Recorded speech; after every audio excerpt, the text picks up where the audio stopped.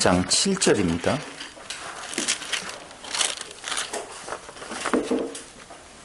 (2장 7절) 말씀. 여호와 하나님이 흙으로 사람을 지으시고 생기를 그 코에 불어넣으시니 사람이 생명이 된지라. 아멘. 성경을 보는 데 있어서 상당히 중요한 개념, 모티브가 있습니다. 그건 제가 여러분들에게 이야기를 해드렸나요? 성경에 그 흐르는 모티브가 참 중요한 것이 있다고 그랬었는데, 창세기 2장 4절부터는 주어가 엘로힘에서 여호와 엘로힘으로 바뀌잖아요. 그죠? 여호와 엘로힘으로 바뀌어요. 제가 지금 모티브 이야기하다가 왜 갑자기 여호와 엘로힘을 이야기하냐면, 그 여호와라는 이름이 어디서부터 지금 우리에게 알려지고 있는 건가. 성경에서 보면 출애굽기 3장 13절로 15절 중에서 15절에 보면, 이제까지는 전능의 하나님으로는 나타났지만 너와 너희에게 이제부터는 어떤 하나님? 여호와 엘로힘으로 너희에게 알려준다라고 하는 말씀이 있단 말이에요. 그럼 그 여호와 엘로힘하고 엘로힘하고의 차이가 있다 없다? 있다. 엘로힘은 전능의 하나님이시지만 여호와 엘로힘이라고 하는 것은 무엇과 연관되어 있다고 제가 말씀을 드렸어요. 출애굽기 3장 15절을 통해서 무엇과 관련이 있어요? 15절 찾아봐요. 출애굽기 3장 15절.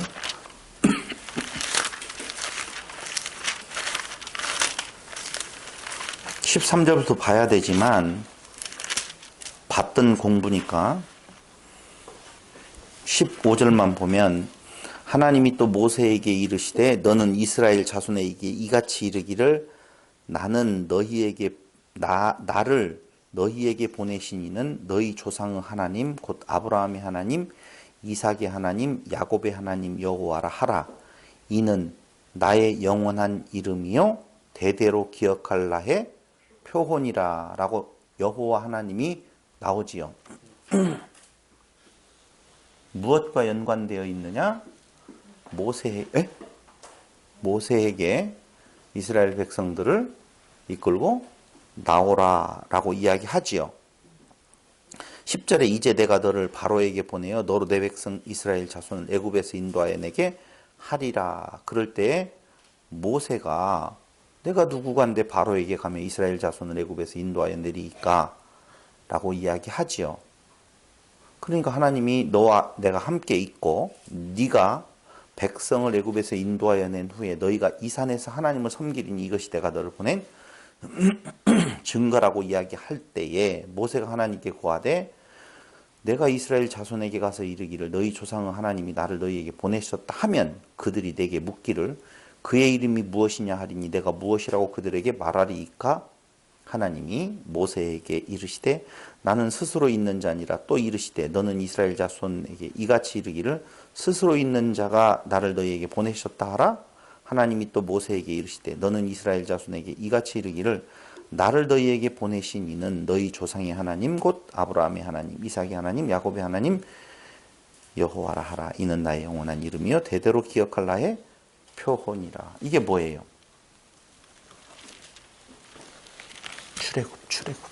출애굽기에서 봤어. 많이 이야기했는데 그걸 벌써 까먹으면 안 되죠. 여호와 엘로힘이라는 이름은 출애굽하고 연관되어져서 너희를 종되었던 땅에서 여기까지 이끌어내신, 그리고 가나안 땅에 이끌고 갈 여호와 엘로힘이라고 하는 이름이 여기에서 나타난다라고 그랬잖아요. 그래서 출애굽과 밀접한 연관된 이름이라고 말씀을 드렸어요. 근데 바로 이 출애굽이라고 하는 것이 아브라함을 택하고 이삭과 야곱과 모세로 이어지는 곳에서 모세 시대의 이스라엘 백성들을 그 아브라함에게 약속한 대로 출애굽을 시킨단 말입니다. 출애굽을 시켜요. 그 출애굽이라고 하는 것이 이스라엘 역사의 다예요. 종되었던 그들을 출애굽을 시켜서 하나님의 백성, 나는 너희의 하나님이 되고 너희는 나의 백성이 된다라고 하는 출애굽의 이미지란 말입니다. 모티브가. 그럼 이스라엘이라고 하는 나라가 모형으로서의 출애굽의 의미를 담고 있다라고 보면 그 이스라엘의 모형으로서의 신약 교회, 이스라엘이 모형이라고 보면 그 실체로 드러난 신약 교회도 결국은 무슨 사건인 건가? 출애굽 사건이에요. 근데 그 출애굽으로 지금 구약과 신약을 다 정리해서 말씀을 드렸는데, 그렇다라고 보면 그 앞에 나와 있는 지금 창세기 2장 7절에 여호와 엘로힘이라고 하는 글자가 2장 4절부터 나온다 그 말입니다. 그건 의도적으로 모세가 이미 출애굽한 뒤에 여호와 엘로힘의 이름을 알았는데, 그 역사상으로 본다라고 하면 그 훨씬 전에 있었던 그 사건을 굳이 갔을 때에 돌아가서 거기를, 그때 당시 그 사건이 있을 당시에는 하나님은 뭘로 계시되어져 있어요? 엘로힘. 근데 그 사건을 해석하는, 다시 그 돌아가서 그 사건을 기록할 때에 모세는 거기에 역사하신 그분을 여호와 엘로힘이라고 부르는 이유는 그 일이 무슨 일이다? 그 출애굽에 관한 사건이라는 것을 지금 말해주고 있다 그 말이에요. 출애굽. 그럼 보세요. 성경에서 가장 중요한 모티브 중에 하나를 찾으라고 한다면 뭐라고 그랬어요? 출애굽이라고 그랬어요. 그럼 출애굽이라고 하는 말은 정말 많이 강조했죠. 땅을, 샤마임, 하늘을 통해서 하늘 되게 하심 있죠. 3층천. 그 3층천 하늘에는 엘로힘, 하나님이 계신단 말입니다. 그러니까 샤마임이라고 하는 내용에 두 번 들어가는 걸 방지하기 위해서 여러분들에게 조금은 각색해서 말씀을 드리면, 땅을, 에레츠를 샤마임을 통해서 엘로힘 되게 하심, 되게 하시는 것, 이것이 뭐라고 그랬어요? 창조요 출애굽이라고 말씀을 드렸어요. 그래서 그 내용을 표로 하나 좀 정리를 해봤어요. 첫째 아담, 둘째 아브라함에서 모세. 아브라함이라고 해도 되고 뭐라고 해도 돼요? 모세라고 해도 되고, 그 다음에 세 번째가 예수라고 해도 되고 교회라고 해도 되고. 그래서 이 세 번의 출애굽 사건을 한번 제가 표로 좀 정리를 해봤어요. 표로. 여러분들 이해하기 쉽게. 첫째 구분,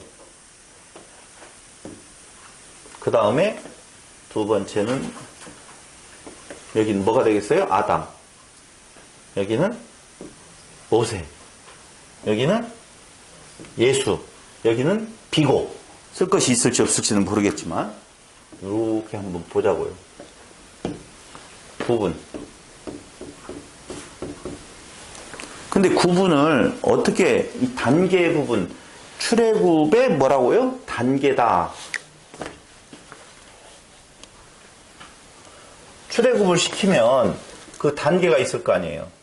구분이요, 출애굽의 단계 라고 놓고 본다면, 첫 번째 단계는 무슨 단계가 있겠어요? 일단은 출애굽을 시키려고 보면 원 무더기에서 분리를 시켜내죠. 분리의 단계예요. 분리했으면 그 다음에는 성별. 세 번째 단계에는요, 성별되어진 자들로 시험하시죠.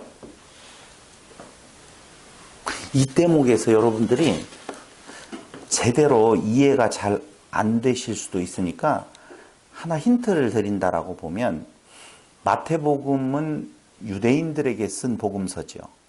유대인들에게 쓴 복음서인데 마태복음 1장, 2장, 3장, 4장, 5장까지를 보면 어디하고 딱 들어맞게 되어져 있냐면은 이스라엘의 출애굽 과정하고 딱 맞아요.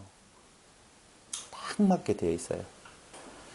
마태복음 1장에는 뭐가 나오느냐? 아브라함과 다윗의 자손 예수 그리스도의 세계라라고 나코나코가 나온다고 이야기를 했어요. 그럼 아브라함과 다윗의 자손 예수 그리스도의 세계라라고 하는 말은 많은 인류 중에서 특별히 아브라함의 자손, 이삭의 자손, 야곱의 자손이라고 하는 특수한 존재로 어떻게 분리해낸 거예요. 아브라함과 다윗의 자손 예수 그리스도의 세계라라고 하는 내용이 출애굽에서 이스라엘이라고 하는 나라를 분리해낸 것처럼 누구를 지금 분리해내요? 예수를 분리해낸단 말입니다. 이게 씨예요, 씨. 아브라함을 뭐라고 해요? 씨라고 그러잖아요. 그러니까 그 하나의 씨를 분리해내는 작업이 애굽에서 누구를 불러내는 것? 이스라엘을 불러내는 것, 그거나 많은 인류 가운데 누구를, 예수를 지금 불러내는 거나 똑같단 말이에요. 1장이 그거예요. 분리 내용이에요. 2장에는 무슨 내용이 나와요? 이 내용으로 가요. 이 내용으로. 성별이 나오죠. 그럼 이 성별이 뭐예요? 예수님의 성별? 세례 받으시잖아요. 예수님께서 세례 받으시죠. 2장에 세례 장면이 나와요. 물속에 들어갔다가 나오는 장면. 2장이요? 2장이에요. 마태복음 2장에. 마태복음이요? 마태복음 2장에 그렇게 나와요. 3장에는 무슨 내용이 나오겠어요? 여기 내용대로 보면 당연히 시험 당하심이 나와요. 그래서 4장에는 뭐가 나와요? 아니, 미안해요. 아까 장수를. 아브라함과 다윗의 자손이, 이 장절이라고 하는 건 사람이 구분해 놓았다고 그랬죠? 그러니까 마태복음 1장과 2장에 해당되어지는 그 분량에서 앞에서 성별이 나와요. 여기 분리가 나오고, 마태복음 3장에서 그때의 세례의 장면이 나온다니까? 세례는 죽었다가 살아남이에요. 그 다음에 4장에서 무슨 내용이 나오는 건가? 광야에서 시험 받으시는 내용이 나와요. 5장에서는 뭐가 나왔어요? 산에 오르사 산상수훈 나오죠. 그럼 산상수훈은 뭐냐? 저는 이렇게 이야기를 해놨어요. 저는 분류를 할 때. 심판이다.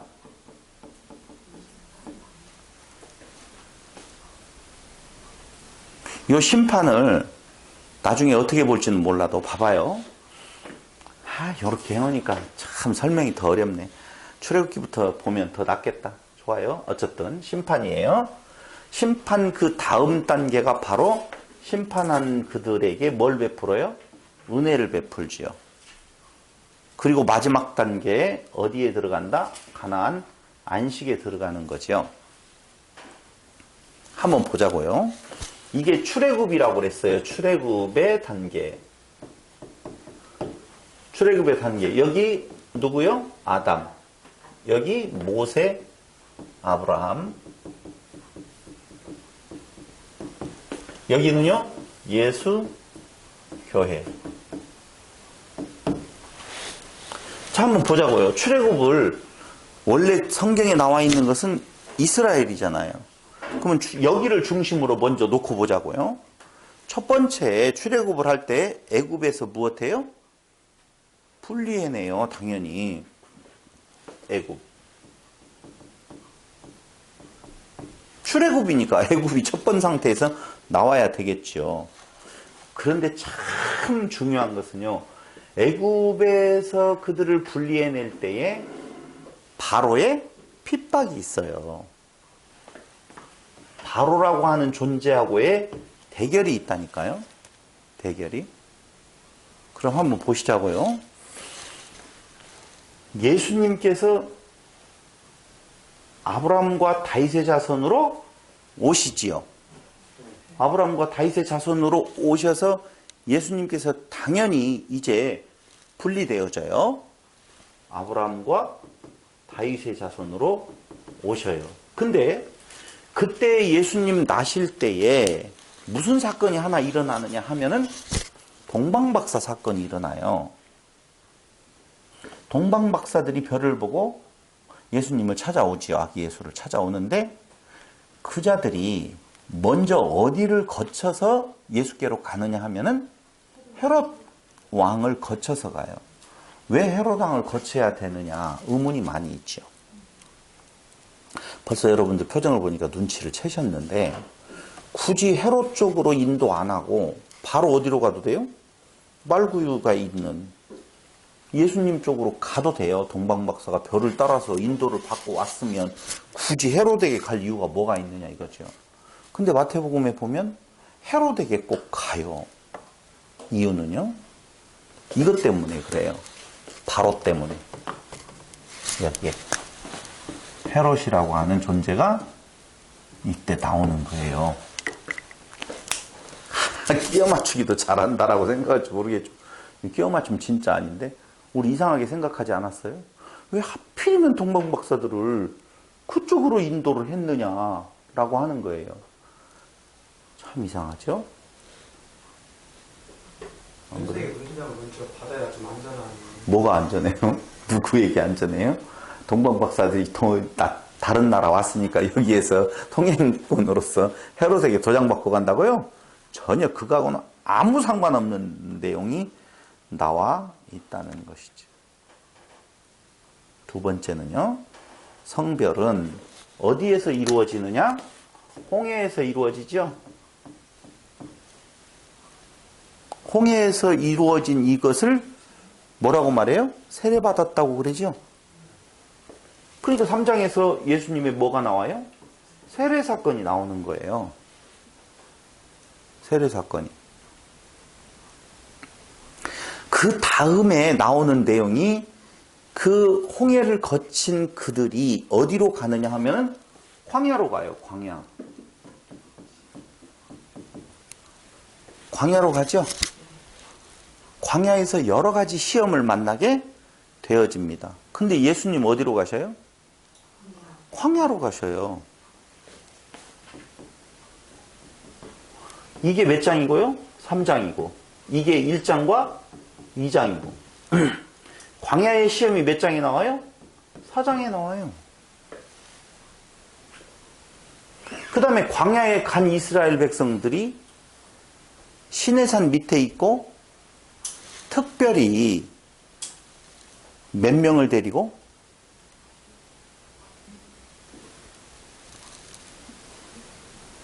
거기 읽어보시면 70장로 데리고 올라가요. 모세와 누구만 70장로들이 어디에 올라가요? 시내산에 올라가요. 그거 그렇게 나와요. 이제 보면 알아요. 근데 예수님께서 무리와 같이 있다가 무리 중에 제자들만 데리고 어디에 오르사? 산에 오르사 이렇게 나오거든요. 마태복음 어디에? 5장에. 근데 그 산이 아니에요. 사실은. 어떤 산에 올랐대요? 모리아산? 아니에요. 산이 아닌데 굳이 그 구름 같은 그것을 산이라고 표현하는 이유가 무슨 모티브? 모세의 출애굽 모티브를 지금 그대로 가져오는 거예요. 그래서 예수님께서 제자들과 어디에 오르사? 산에 오르사라고 여기 산상수훈이 나와요. 산에 오르사 산에서 무엇을 하느냐? 말씀을 전하시죠? 말씀하시죠? 근데 이 시내산에서 뭘 받아요? 말씀을 받아요.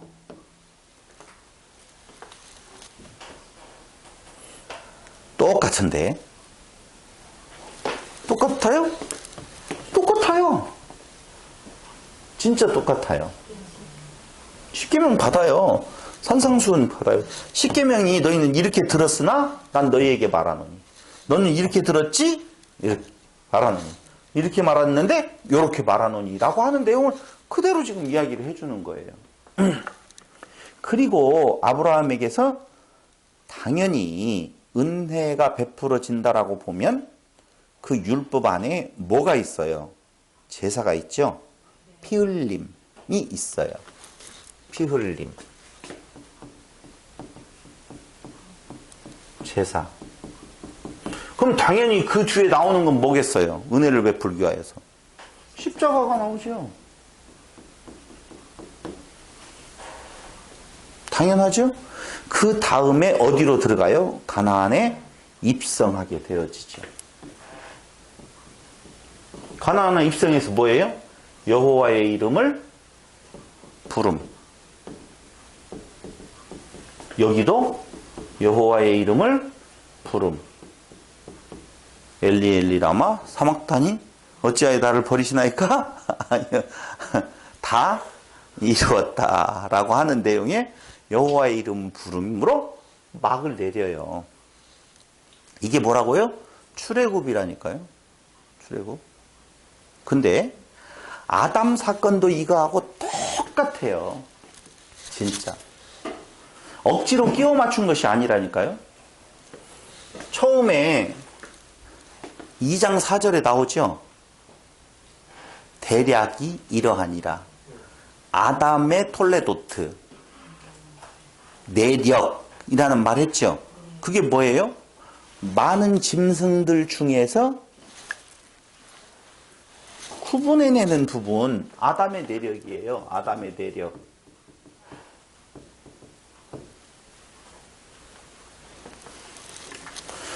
그 다음에 성별하게 되어지는 것이 무엇에서 무엇으로?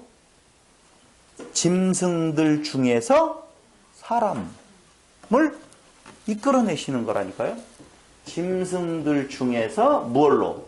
사람으로. 근데 홍해와 세례라고 하는 것이 죽었다가 무엇해요? 살아나는 부분이 있죠. 새롭게 이제 살아남이 있는데 여기에 그거 있어요, 없어요? 땅의 흙으로. 이해되죠? 땅의 흙으로. 그러니까 그 아담아를 뭘로 만들어요? 흙, 아파르, 티끌 만들지요. 그러고 뭘 만들어내요? 야차르에서 아담이 나오잖아요. 사람이 나오는데 그때에 모르겠어요. 이걸 억지로 끼워 맞춘다라고 하면 뭐 할 말이 없지만은요. 거기에는 물이 없잖아요. 물로 반죽하잖아요.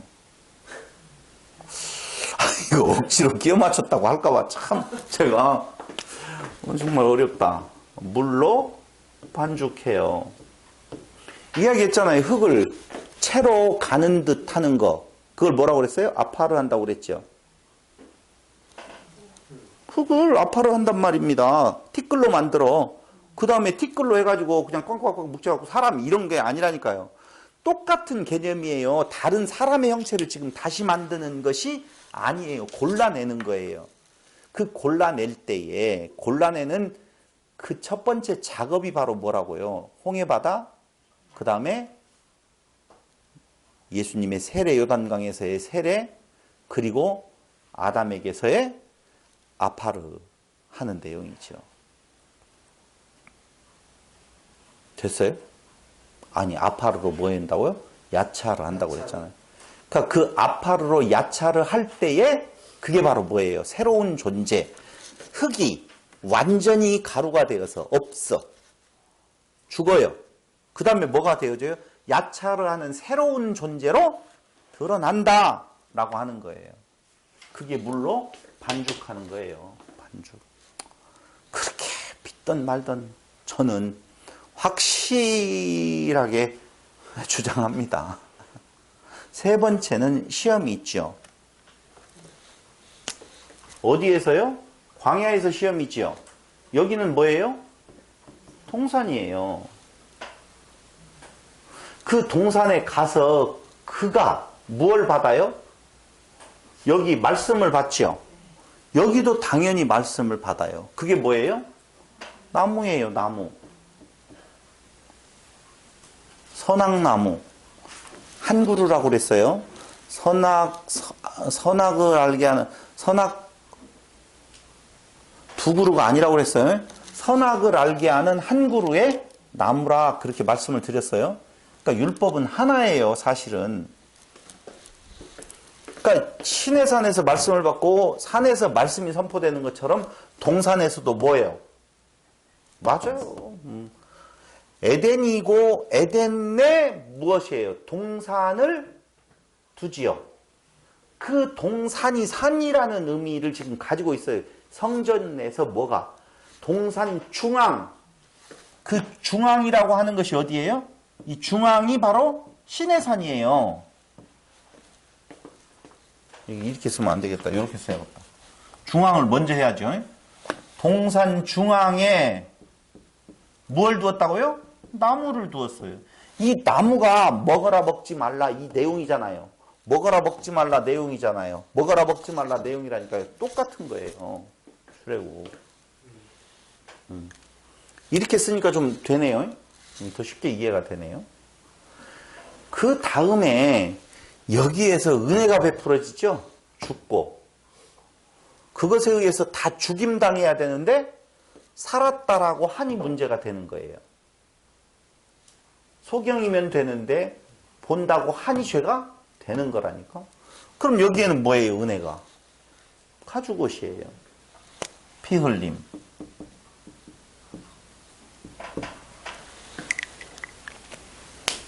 그 다음 당연히 여기도 누구의 이름을 불러? 여호와의 이름을 불렀더라 라고 하는 내용으로 출애굽이라고 하는 내용은요 성경 전체의 내용을 관통하는 아주 중요한 모티브 주제라니까요. 출애굽이에요. 출애굽. 우리의 인생의 여정도 뭐예요? 출애굽이에요. 가나안 땅에 들어갔다는 말은 창조의 완성, 안식 똑같은 말이에요. 똑같은 말. 그러니까 다시 한번 정리해서 말씀을 드리면은 여호와 엘로힘께서 사람의 출애굽을 위하여, 이때의 사람이라고 하는 것은 굳이 말하면 휴먼, 사람들을 그냥 지칭할 때 짐승과 물고기와 새와 그 모든 것들을 다 통괄하는 이 인간이라고 하는 의미로서의 사람. 이해됐죠? 그 사람은 무엇과 똑같다? 짐승과 똑같다. 오케이. 알아들었어요, 여러분들이. 됐어요, 그럼. 바로 그 사람의 출애굽을 위하여 무엇 한다고요? 성전 제사장으로 하나님을 섬기는 아담들. 어렵다, 정말. 다시 한번 정리해볼게요. 적을까요, 여기다? 적을게요. 여호와 엘로힘께서 여기다가 다 크게 적어야 돼. 여호와 엘로힘께서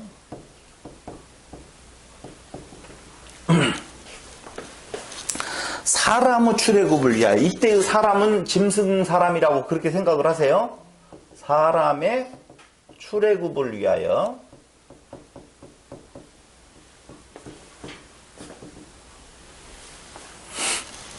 성전 제사장으로 사람들을 출애굽시켜서 하는 일이 뭐냐? 하나님을 무엇하여? 섬긴다라고 이야기할 때 그 섬기는 자가 누구예요? 제사장이라 그 말입니다. 성전 제사장으로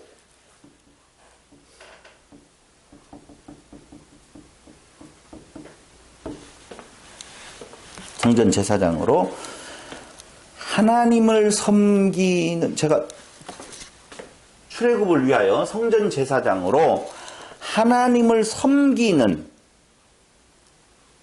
섬긴다는 것이 뭐예요? 여기다 쓸게요. 하나님을 섬기는 일. 하나님을 섬긴다는 건 뭐예요?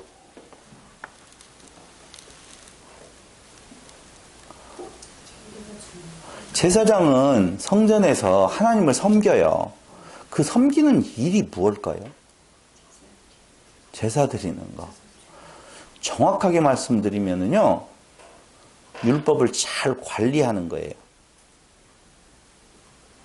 율법을 잘 관리한다는 의미는 나중에 가서 풀기로 하고, 다시 말씀드리면 선악나무를 잘 가꾸어라 그 말이에요. 율법을 잘 간직해라 그 말이거든요. 그럼 하나님을 잘 섬기는 그 일이 성전 제사장으로서 하나님을 섬기는 아담들 중에서 이거 비슷하다. 그러니까 하나님을 잘 섬기게 하기 위해서 아담들, 이때 아담은 아다마라고 하는 말은 굉장히 여기에 히브리 말에 정확하게 써져 있어요. A 아담이라고 그랬죠. A 스몰 A 아담인데 거기에 나오는 땅의 흙으로 이렇게 나오잖아요. 근데 그 앞에 나오는 내용을 보면 그 아다마라고 말씀을 드렸잖아요. 몇 장? 2장? 땅의 흙으로라고 이야기할 때 그 땅이 뭐였었어요? 아다마라고 되어 있다고 그랬죠. 근데 그 아다마는요. ADAM이 아니라 AH가 뒤에 더 붙어요. H 스몰로 아다마라고 요렇게 붙거든요. 그러니까 그 아다마들 중에서 이 아다마라고 하는 것은 북다, 땅 이해되죠? 에레츠 아니에요. 아다마예요. 땅의 흙으로라고 하는 것은 흙은 뭐라고요? 아파르. 그러니까 아다마 중에서 붉은 존재, 이 아다마들이 바로 누구예요? 짐승적 사람이에요. 그 아다마들 중에서 무엇한다? 선택하셔요. 선택하셔서 뭘 선택된 자를 어떻게 하냐? 아파르. 그 선택된 자가 아파르가 되는 거예요. 티끌이 되어버리는 거예요. 그러니까 붉은 흙 중에서 그걸 짐승과 같은 인간이라고 그랬어요. 그 중에 선택해서 완전히 갈아버려요. 그걸 뭐가 된다고? 아파르가 된다고 그랬잖아요. 티끌이 되어져 버린다. 그래서 티끌이 낫냐 아다마가 낫냐 내가 물어봤던 거예요. 아다마가 나아요? 아파르가 나아요? 아파르는 아파요. 고난이라니까 진짜로. 그러니까 택한 백성들의 삶이 만만치 않은 거예요. 아파를 한다니까. 무엇 하려고? 내 꼬락서니를 알라. 그러니까 아담아들이 자기가 있음의 자리에 앉아 있을 때에 아니다. 너 무엇이다? 티끌과 같은 존재다. 티끌로 만드는 것이 아니라 정확하게 말하면 티끌인 줄 알게 하는 거예요.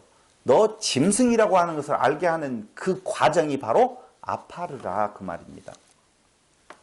그래서 선택하셔서 아파르로 무엇해요? 아파르로 만들어서 야차를 해요.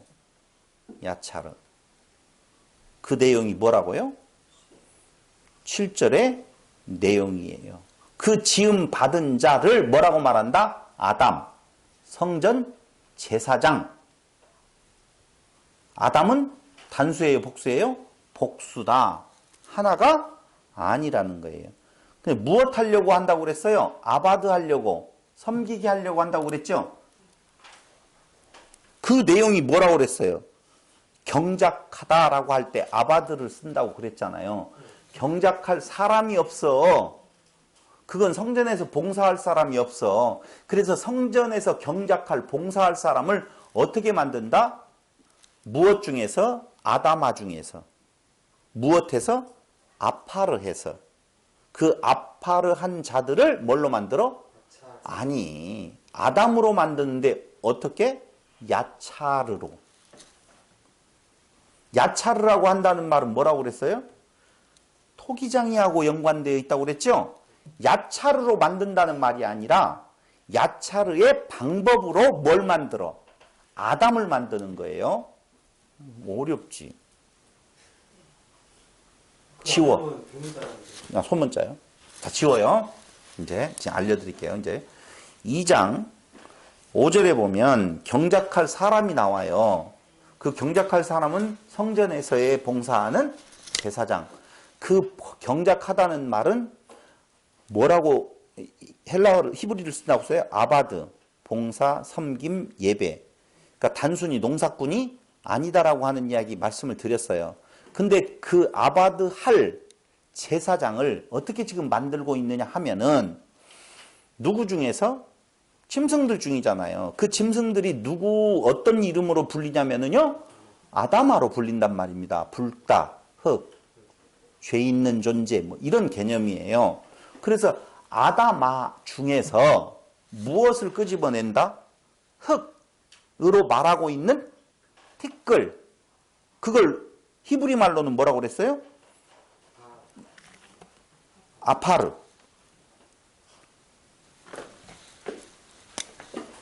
박 권사님이 이해하기 쉽게 위해서 이게 뭐예요? 아다마예요. 이 사람 전체예요. 아다마. 근데 그 중에서 무엇하고 있어요? 요렇게 빼내요. 이 빼내는 자들을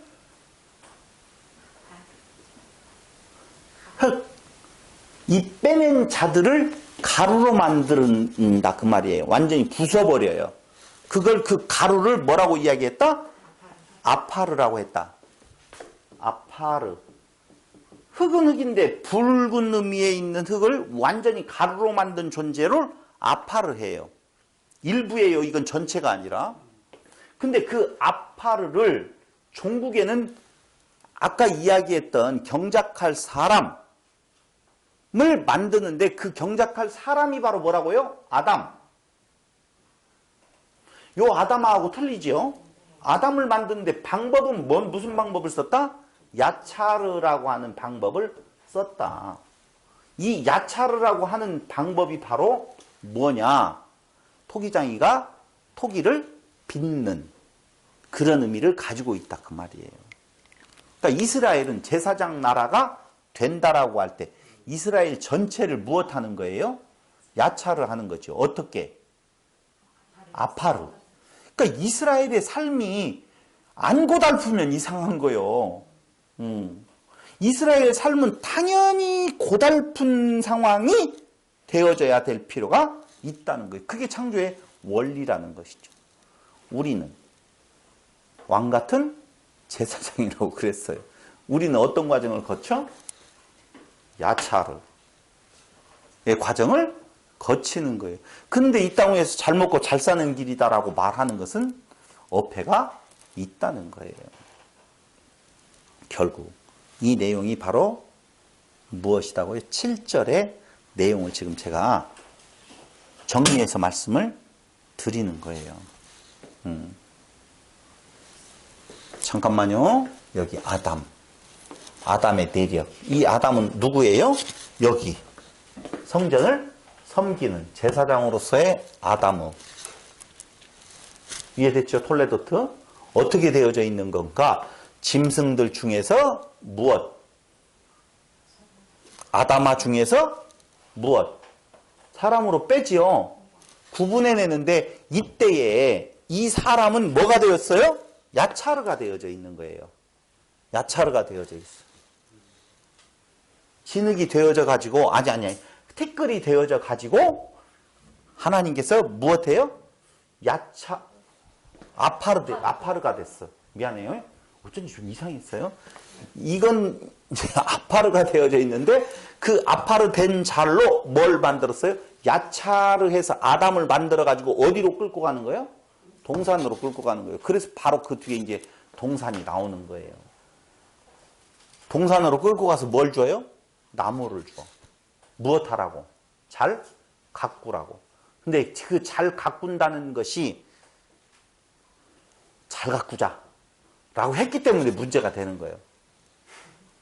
잘 가꿀 수 없는 존재군요.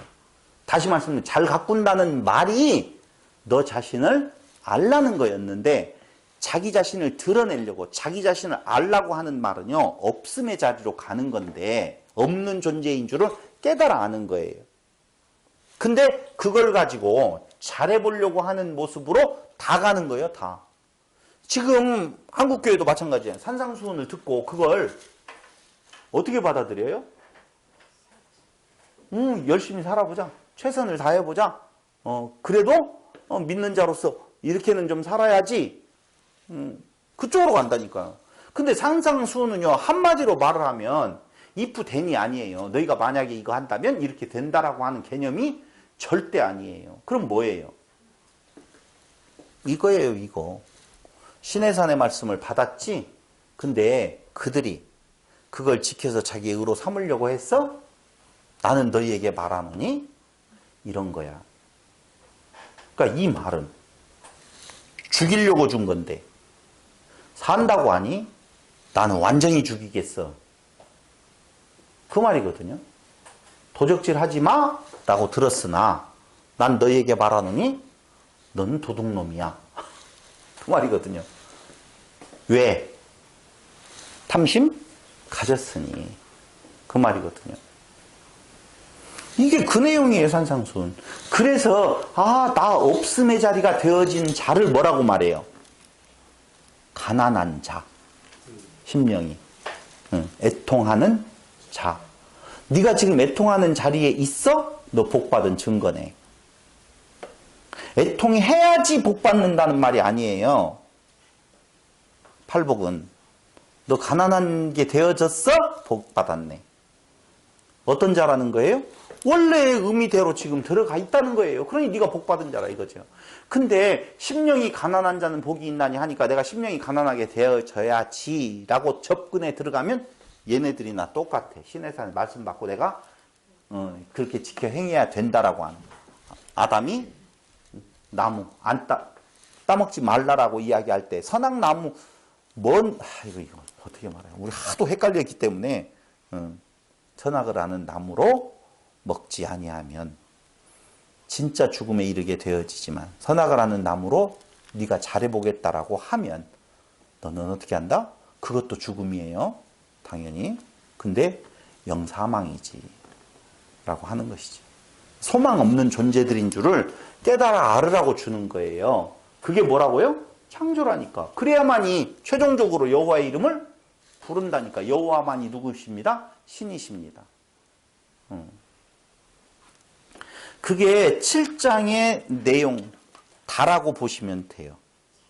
7장에. 아니 2장 7절의 내용 다라고 보시면 된다. 그 말입니다. 알겠죠? 그래서 마지막 그 평안의 상태가 뭐라고 이야기했어요? 아싸! 이거라고 그랬어요. 아싸. 그 다음에 이 과정에서에 대한 내용이 바로 야차르라고 그랬죠. 아싸와 무엇과? 안식이라고 하는 내용이 그렇게 나눌 수 있다라고 말씀을 드렸었잖아요. 그 아싸가 최종적인 뭐예요? 완성. 바라는 뭐라고 그랬어요? 어두움에서 뭘로? 기초를 놓는다라고 보았었을 때 바라라고 보면 돼요. 그러니까 바라 하시면 뭐가 들어가 있어요? 어두움이 있다니까. 근데 아싸는 어두움이 있다 없다? 없어요. 어두움이 없어요. 근데 야차르는 무엇으로 야차르예요? 빛으로. 어두움이 있는 상태 바라. 빛으로 작업을 하는 상태 야차르. 완벽한 어두움이 사라진 상태 아싸 라고 하는 내용으로 구분을 지어주면 되겠다라고 하는 겁니다. 시편 43편 1절 찾아봤지만 한 번 더 찾아보고 시편 43편 1절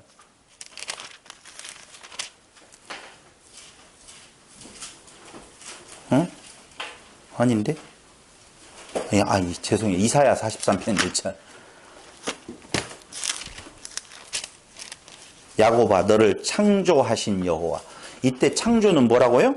바라. 자, 야곱이라고 하는 존재의 처음 상태는 뭔가? 바라예요. 너를 창조하신 여호와께서. 거기 바라를 써요. 그 창조 써요. 여호와께서. 예, 바라. 이제 말씀하시느니라 이스라엘아 너를 조성하신 자. 이스라엘 야곱의 12아들로 되어지는 출애굽해가지고 이제 무엇하고 있어요? 가나안 땅에 데려가는 상태를 뭐라고 말한다고요? 이스라엘이라고 이야기를 하는데 그 이스라엘아 너를 조성하신 자라고 할 때 조성 야차르를 써요. 그렇게 구분이 되어질 수 있다라고 하는 것을 다시 한번 확인해 보신다라고 보면 자, 이렇게 그 출애굽 과정에 있는 데에 창조에 대한 용어까지라도 살펴봤다라고 보면 거기에서 우리가 궁금한 것이 뭐냐면은 아까 짐승, 그 다음에 야차르의 상태에 있는 존재, 그리고 무슨 존재? 이제 가나안 땅에 들어간 존재, 사람은 이렇게 나눌 수가 있다는 거예요. 그랬었을 때 7절에 나와 있는 그 내용, 여호와 하나님이 흙으로 사람을 지으시고 생기를 그 코에 불어넣으시니 사람이 생명이 되었다고 그러죠? 그렇잖아요? 그럼 여기에서 불어넣는 생기는 무엇이고 생명은 도대체 무엇인가 라고 하는 거예요. 그렇잖아요? 생기를 불어넣었는데 생명이 되었다라고 하는데요. 거기 생기라고 하는 말은 네샤마 하임이라는 히브리 말로 되어져 있어요. 그 네샤마 하임은요, 문맥에 따라서 영 또는 혼으로 해석이 되어질 수가 있는데요. 우리가 창세기 1장에서 짐승을 질 때에 네페쉬 하이를 쓴다고 그랬잖아요. 근데 여기 생명이 되었다라고 이야기할 때에도 무슨 말을 쓰냐? 네페쉬 하이를 써요. 그럼 짐승적 존재도 네페쉬 하이. 여기 사람이라고 하는 내용도 네페쉬 하이라고 한다면 그것도 생명이고 이것도 생명이냐? 다르다, 같다. 다를 수밖에 없다? 그죠? 같은 단어를 쓰지만 의미가 다르지. 자, 보세요. 그래서 여러분들에게 하나, 그게 다른지 같은지를 한번 보자고요. 욥기서 32장 8절. 욥기서 32장 8절.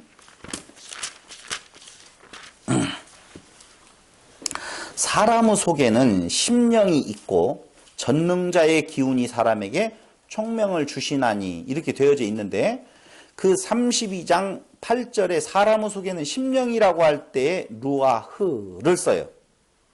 루하흐. 있고 전능자의 기운이 사람에게 총명을 준다라고 할 때 그 기운은 네샤마라고 하는 단어를 써요. 다시요. 사람의 속에는 뭐가 있다고요? 심령이 있는데 그 심령이 있다는 그 단어 심령은 루하흐. 전능자의 기운이 사람에게 총명을 준다라고 할 때 그 기운은 네샤마. 기운 네샤마. 근데 하나님이 코에 생기를 불어넣는다라고 이야기를 했지요. 근데 그 코에 생기를 불어넣는다라고 할 때 그 기가 바로 네샤마라고 하는 단어를 쓴단 말이에요. 그러니까 그건 좀 이해가 왔겠어. 전능자의 기운, 네샤마, 코에 생기를 불어넣었다. 네샤마 좋아요. 그건 좋아요. 그런데 그 욥기서 33장 4절을 또 한번 보죠. 33장 4절. 하나님의 신이 나를 지으셨고 이때의 신도 역시 루아흐. 됐죠? 신이 나를 지으셨고 전능자의 기운이 나를 살리시느니라. 이 기운이 네샤마라고 하는 단어를 쓴다 그 말입니다. 전능자의 숨결, 전능자의 기운 이런 단어를 그대로 쓰고 있어요. 예레미야 애가 4장 20절을 보세요. 이제 여기에서 답을 하나씩 찾아가야 되죠. 예레미야 애가 4장 20절. 우리의 콧김 곧 여호와의 기름 부으신 자가 저희 함정에 빠졌으며 콧김이라고 이야기를 하는데 그 콧김이 무엇로 지금 연결되어지느냐? 여호와의 기름 부은 자라고 나오지요. 아, 여기 좋다. 이제 뭐가 조금 구분이 좀 될 것 같죠? 예레미야 예가에서 콧김을 지금 뭐라고 말해요? 기름 부음 받은 자라고 나와요. 이게 맞나요?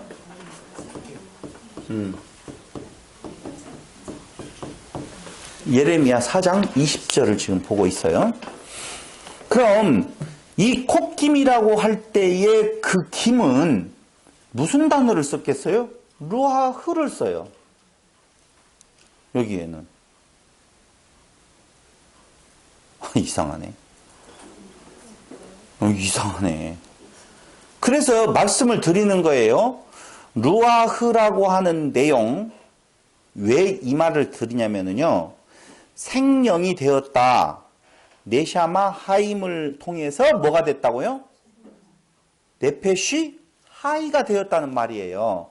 근데 그 네페시 하이라고 하는 그 말이 영이냐 무엇이냐 혼이냐라고 이야기를 할 때에 영이라고 보면 성령이라고 보면 다 완성이에요. 그리고 네페시 하이를 어디에서 짐승에다도 쓴다니까. 짐승에다가 쓰는 네페시 하이, 살아있는 어떤 존재로서 이야기를 할 때 짐승적 존재에다가도 네페시 하이를 쓰고, 여기 특별히 제사장이라고 하는 의미에 있어서도 네페시 하이를 쓴다는 것이죠. 이제 이해가 왔을 거예요. 그럼 하나 우리가 참고적으로 봐야 될 내용이 있어요. 그게 고린도전서예요. 고린도전서 15장. 아니 거기 보기 전에 전도서 3장 16절로 22절을 한번 보세요. 조금 전에 우리가 예레미야가 4장 20절을 통해서 보았는데 콧김은 뭐라고요? 기름 부음이라고 이야기를 했는데 그 김이 뭘로 썼다? 루하흐로 썼다고 그랬죠. 그런데 전도서 3장 16절로 22절. 전도서 3장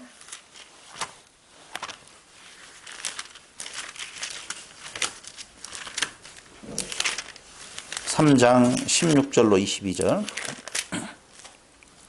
내가 해 아래서 또 보건대 재판하는 곳에 악이 있고 공의를 행하는 곳에도 악이 있도다. 내가 심중에 이르기를 의인과 악인을 하나님이 심판하시리니 이는 모든 목적과 모든 일이 이를 때가 있음이라 하였으며 내가 심중에 이르기를 인생의 일에 대하여 하나님이 저희를 시험하시리니 저희로 자기가 짐승보다 다름이 없는 줄을 깨닫게 하려 하심이라 하였노라. 인생에게 임하는 일이 짐승에게도 임하나니. 그렇죠? 이 둘에게 임하는 일이 일반이라. 다 동일한 호흡이 있어서 이에 죽음같이 저도 죽으니 사람이 짐승보다 뛰어남이 없음은 모든 것이 헛됨이로다. 다 흙으로 말미암았으므로 다 흙으로 돌아가나니 다 한 곳으로 가거니와 인생의 혼은 어디로 가고? 위로 올라가고 짐승의 혼은 아래 곧 땅으로 내려가는 줄을 누가 알랴. 짐승의 혼, 인생의 혼 나오죠? 이 혼이 뭘로 쓰였을까요? 루아흐예요. 루아흐예요. 영. 뭐요 그럼? 어느 때에는 짐승에게도 쓰이고 어느 때에게는 사람에게도 쓰이고 그것이 증거가 되어지는 것이 1장에서 짐승적 존재에게도 뭐예요? 생령, 네페시 하이. 그 다음에 누구도 사람 만들어 놓은 거기에도 생명이 되었다로 네페시 하이. 똑같이 쓴다 그 말입니다. 그러니까 어느 때에는 무엇으로 쓰이고 혼으로 쓰이고 어느 때에는 뭘로 쓰여요? 영으로 쓰인다 그 말입니다. 고린도전서를 하나 보도록 하겠습니다. 15장 45절.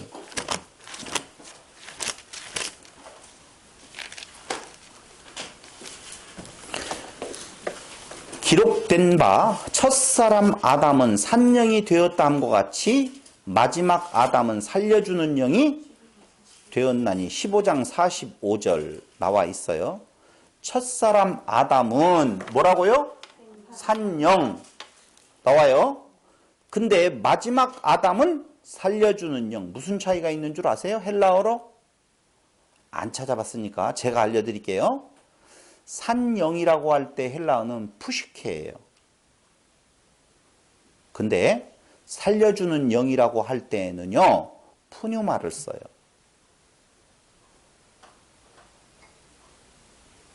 자, 이해됐죠?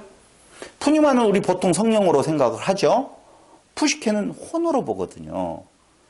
그러니까 아담이 지음을 받았다라고 할 때 첫사람 아담은 뭐가 되었다고요? 푸시케, 혼으로 봐야 된다니까?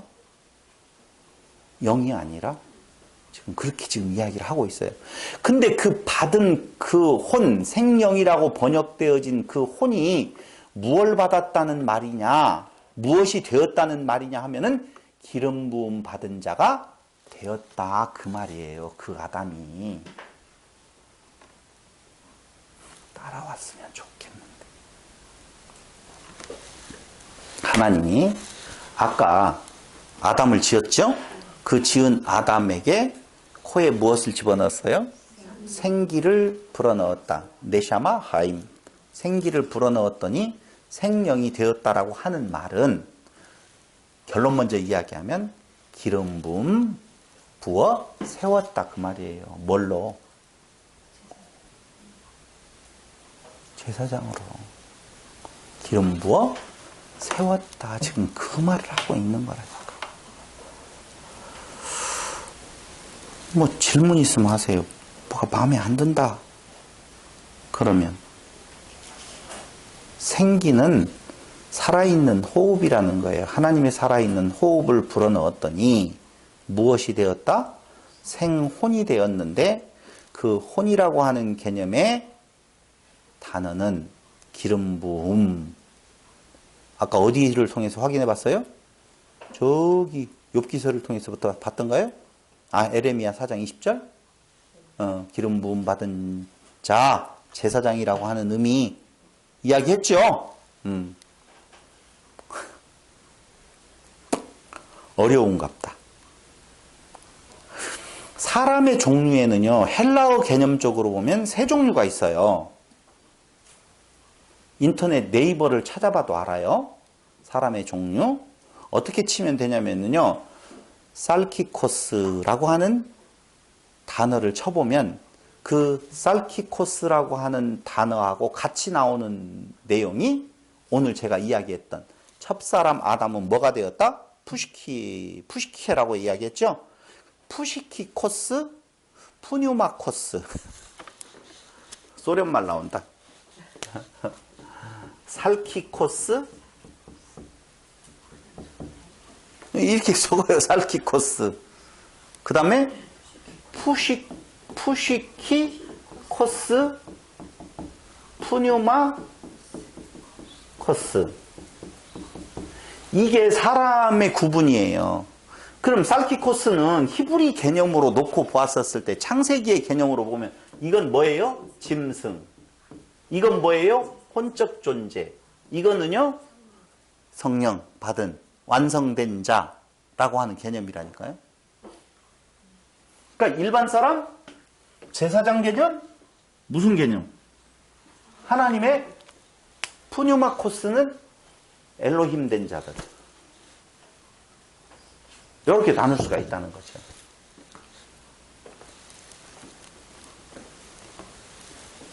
자꾸 우리는 어떤 단계인지 궁금하죠? 루하흐, 네페쉬, 푸시키코스는 네페쉬 하이. 예, 굳이 말한다라고 보면 혼적 존재로서의 의미. 그 다음에 루하흐라고 이야기할 때 푸뉴마코스, 영, 말씀, 생명 그 자체, 하나님 자체를 말해주는 거예요. 그래서 예수님은 뭐라고 그랬어요? 푸뉴마코스, 완성된 자죠? 살려주는 말씀. 그럼 우리는 살려주는 자예요? 누구예요? 이게 바로 이제 여기에서 창조라고 하는 개념에 지금도 일한다라고 하는 개념이 나오는 거예요. 풀에서 씨 가진 나무, 씨 가진 열매 맺는 나무, 씨 맺는 풀, 그냥 풀, 성경대로 하자고요. 풀, 그 다음에 뭐예요? 씨 가진 채소. 씨 가진 열매 맺는 나무. 그러니까 우리가 엘로힘이냐 아니냐, 푸뉴마코스에 왔냐 안 왔느냐, 그건 여러분들 열매가 있느냐 없느냐예요. 푸시키코스는 열매가 아직 없는 상태. 열매를 씨는 가지고 있는 상태. 그러니까 씨를 통하여서 무엇해요? 경작하는 거예요. 제사장 직분을 행할 때에 그 경작을 통해서 열매가 맺어지면 푸누마코스. 여러분들과 저는 저는 적어도 무엇은 아닐 것 같아요? 살키코스는 아닐 것 같죠. 예. 2단계? 예. 좋아요. 어디든 간에. 이게 바로 창세기가 지금 이야기하고 있는 창조라는 의미를 두고 있다라고 하는 거예요. 네샤마 하임하고 푸시키코스가 같은 말이에요, 그러면? 네샤마 하임하고 푸시키코스가 같은 말이죠. 같은 의미죠? 그렇죠. 헬라어와 네샤마 하이, 네페시 하이. 네페시 하이하고 정리를 해주셔야 될 것 같아요. 다시요. 살키코스 짐승, 푸시키코스, 네페시 하이. 푸시키코스가요? 그런데 짐승도 왜 네피시 하이라고 하죠? 그렇죠. 그 질문이 이해가 되어지죠. 그러니까 아까 루아흐도 같이 쓰이잖아요. 같이 쓰인다니까요. 그러니까 같이 쓰이는, 그렇게 해석할 수 있는 내용은 되어져도 혹시 그 단계에서 짐승과 사람의 모습이 번갈아가면서 같이 혼합되는 게 아닐까? 그 여기에서 중요한 말 한마디는 어디로 갈 수 있고 여기로도 갈 수 있고 여기로도 갈 수 있다는 거예요. 이게 이쪽 존재가 되어지는 거, 살키코스로 가버리잖아요. 말씀을 받아서 살키코스로 가는 내용이 바로 뭐예요? 유대인들이죠. 유대인 다는 아니에요. 개념으로 놓고 본다면 말씀을 어떻게 받으면, 지켜야 될 행위의 교범으로 받으면 뭐가 되어지는 거고? 살키코스 되는 거고. 그 내용 가운데에서 뭘로 받으면은? 그리스도로 받으면 그게 뭐에 되어져요? 푸네마코스로. 살려주는 영 안으로 들어가는 거죠. 그래서 네페시 하이라고 하는 단어나 아까 이야기한 대로 푸뉴마라고 하는 말도 혼과 영으로 같이 쓰이고, 이것도 요것고 요것으로, 짐승과 혼으로 같이 쓰이는 의미를 담고 있어요. 그 내용을 못 보면은요, 그렇게 해서 안 된다니까요. 그게 그냥 살키코스 짐승에서 구분이 돼서 예. 푸시키코스, 푸니마코스로 살 때 우리가 푸니마코스로 가느냐, 푸시키코스로 가느냐가 아니라 아니에요. 짐승의 단계로 완전히 그러면 다시 짐승 이거죠. 말씀을 전한다라고 하는 그 문이 제사장이라고 하는 내용의 개념은요, 우리는 얼핏 제사장이면 이미 벌써 너무 완내로 생각을 하잖아요. 아니에요. 그건 아니에요. 제사장의 단계가 짐승의 단계는 아니잖아요. 그렇죠. 그거 분리해낸 거죠. 이스라엘을 분리해냈잖아요. 네.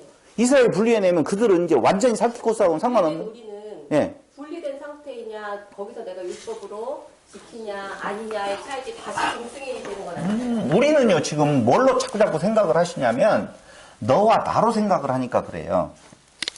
나 안에 두 마음이 있어요. 이해되죠? 그렇죠.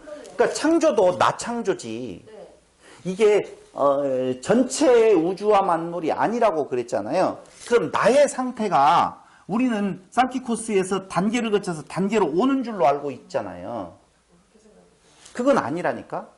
한 번 비추임을 보고 무엇한 자는 그거 나오잖아요. 그래서 그게 예정론이 맞냐 맞지 않느냐라고 하는 내용으로 쓰이잖아요. 한 번 빛을 맛보고 뒤에 타락할 수 있느냐 없느냐로 이야기를 하잖아요. 그것 때문에 얼마나 사실은 어렵잖아요. 응? 응. 한 번 비추음을 받은 자에게 있어서 그 구절을 찾아봤으면 좋겠는데, 비추임 이렇게 찾으면 될까요? 그것도 이해가 되는 거예요. 네. 그것도 이해가 되는데 네. 그러면 짐승의 단계, 티끌의 단계에 대한 부분들이 짐승에서 티끌인 거잖아요. 짐승에서 티끌이지요. 아다마에서 네. 그렇죠. 아파르로 가죠. 그런데 다시 짐승이 된다는 아, 거예요. 그럼요. 당연하죠. 아파르라고 하는 것은 너의 존재를 어떻게 알아? 이거다라고 하는 내용 쪽으로 갈아버리는 내용이에요. 그 가른 쪽에서 다시 흙으로 간다? 당연한 거예요. 뭉쳐요. 지금 2장 7절에서 생명이 된다라고 이야기할 때 생명이 그건 구원받은 자가 아니에요. 하이예요. 짐승이라는 똑같아요. 똑같아요. 구분은 어디에서 되느냐? 거기에서 되어져요. 그러니까 우리는 이제 어떤 착각이 있어서 그러냐면 이것도 있어요. 그 성전이라고 하는 곳에 우리 그냥 속된 표현으로 흙이라도 좀 묻혀본 사람과 묻혀보지 못한 짐승이 있다 없다? 있다는 거예요. 그걸 뭘로 말한다? 흙이다 묻혀보지 못한 자를 무적행, 깊은 바다, 버려진 존재 또 있다는 거예요. 그러니까 완벽한 창조는 어디에 창조인 건가? 성전 마당만 받고 간다고 해서 그게 바뀌어진 내용이 아니라는 거예요. 어디에서 어디로 가요? 성전 그 중앙, 그 율법에서 어디로 갔냐? 영생명으로 가느냐? 영사로 떨어지느냐라고 하는 부분에 대한 내용. 인간의 본래 존재가 거기 있다. 물론 이제 나중에 예정론에 대한 이야기를 할 거예요. 구원의 문제에 대해서 강의를 좀 할 거거든요. 여러분 예정이라고 하는 것은 그게 아니라고 누누이 말씀을 드렸잖아요. 근데 이 예정을 조금 공부를 해보면은 이제 이해가 될 거예요. 오늘 풀어질 수 있는 내용 중에 하나는 한 번 비추임을 받았는데 그 비추임으로 인하여서 영원히 천국이냐 영생이냐 아니면은 비추임을 받고도 무엇 할 수 있느냐? 타락할 수 있느냐? 라고 하면 있다 없다? 비추임이라고 하는 개념을 뭘로 봐요? 은혜로 본다 이거지요 지금. 그게 아니에요. 뭐예요? 아까 율법을 통해서 기회를 주는 거라니까. 한번 비추임. 기회를 주는 거예요. 근데 그 기회를 또 내가 가질 수 있는 내용이라 그건 아니라는 거 아시고. 생명을 짐승으로라고 생각을 전혀 안 하고 있다가 네, 그 생명이 짐승으로 풀어지는 부분들에 대한 게 이해가 잘 안 갔었고요. 네. 그것이 지금 오늘은 풀어지고 네, 네페시 하이라고 하는 것이 왜 같은 네페시 하이를 쓰고 있느냐. 네. 근데 왜 루아우를 영과 혼에 같이 쓰느냐. 이런 내용이 맞다니까요. 완벽하게 구분은 안 되어 있지만 그 내용으로 보면 이게 어느 단계라고 하는 내용들을 우리가 이제 알 수가 있겠다라고 하는 거예요. 그래서 전도서 12장 7절. 그 내용이 지금 우리가 이야기했던 내용들의 결론이라고 말할 수 있을까요? 전도서 12장 7절에 보면 흙은 여전히 땅으로 돌아가고 신은 그 주신 하나님께로 돌아가기 전에 기억하라. 그 신은 뭐예요? 루아흐예요. 흙은 뭐였었어요? 아파르지요? 흙은 어디로 돌아가고? 땅으로 돌아가고.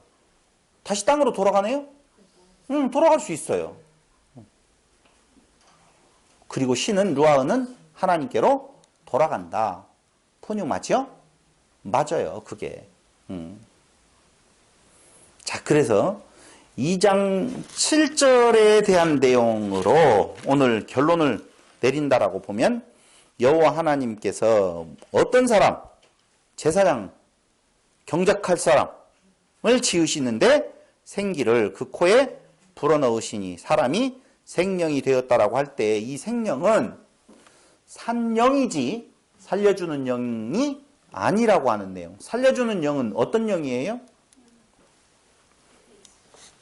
푸네마코스라고도 말할 수 있고 우리 배운 대로 이야기하면은 씨 맺는 열매 맺는 나무예요. 그리스도죠? 근데 그리스도에 의해서 우리가 뭐가 될 수 있어요? 씨 맺는 열매 맺는 씨 가진 열매 맺는 나무가 되어지는 것이죠. 그 살려주는 영 안에서. 그게 뭐예요? 구원이에요. 그게 영생이고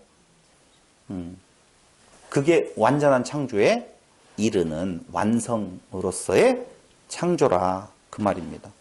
그러니까 그렇게 보면 딱 맞잖아요. 그래서 이 사람을 이제 제사장적 사람을 타락할 수 없다라고 보면 에덴에서 절대 안 타락이죠. 근데 에덴에 데리고 갔더니 타락하더라는 거예요. 그래서 성경에 한 번 비추임을 받고 무엇 헌자는 구원을 영원히 못 받는다. 너희가 무엇한다? 그 부자가 가서 전하게 회개할 수 있도록 해달라. 안 된다. 누구에게 받아라? 모세에게 받아라. 그 말은 뭐예요? 그 모세에게 준 그 율법. 에덴 동산 중앙에 있는 그 나무. 예수님께서 말씀하시는 산상수훈의 그 법. 그걸 통해서 어떻게 되는 거예요? 자기 모습, 어떤 존재인 줄 알고 그리스도에게로 가면 영원한 생명이지만 아무리 가서 네가 가서 이야기해 준다고 해서 그걸 그대로 받아들여요? 안 받아들여요. 뭘로? 또다시 해야 될 윤리와 도덕으로 받아들일 수밖에 없다는 것이죠. 그래서 그를 어디로 데리고 가요? 이제 에덴으로 데리고 가죠. 근데 에덴이라고 하는 동산을 창설하신다라고 했죠? 동방의 에덴에 이 동산이라고 하는 것이요. 이렇게 산이 아니에요. 들이에요. 이렇게 정원이에요. 정원. 그리고 울타리를 치다라는 뜻이 있어요. 울타리는 왜 쳐요?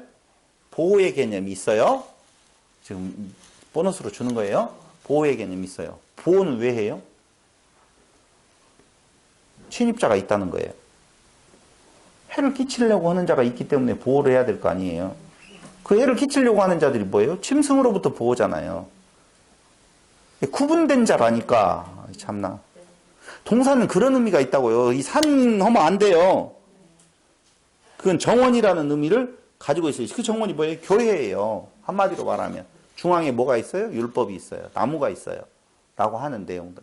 왜 동쪽인 건가? 에덴의 동쪽이죠? 동산을 창설하셨다.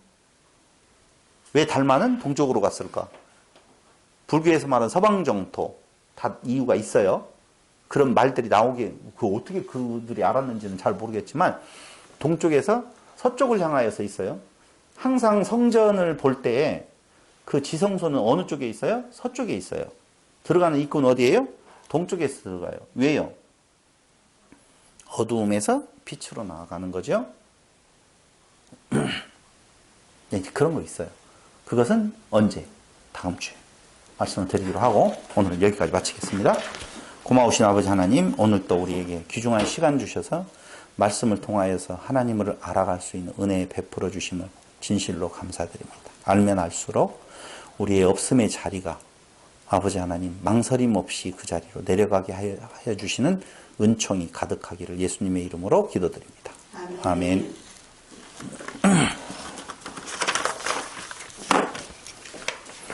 사경에 수고 많으셨습니다.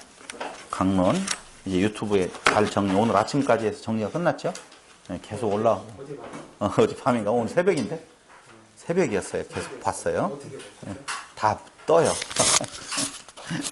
잘 수고하셨습니다.